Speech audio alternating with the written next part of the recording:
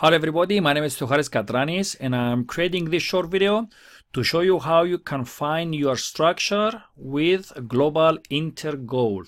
First of all, again, you have to log into our back office, and what we see now in the video, this is our back office. We are already logged in, so we have to choose the program that we are working with. This is, for example, the Global Smart.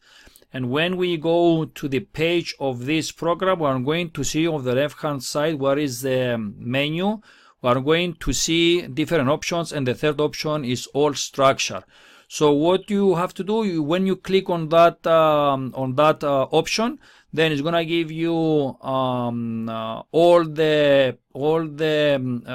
your associates, and then you are going to see all the people who are working with you under this. I don't because it's personal information, and there's a lot of people that they have private names and other information. So as you understand, it's not possible to proceed further. But the procedure is easy.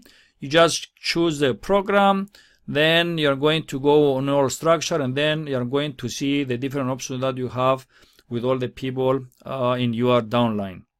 So this is a very short video. Thank you very much for your time, and we continue with more videos and coming very, very soon. Thank you for your time. Bye for now.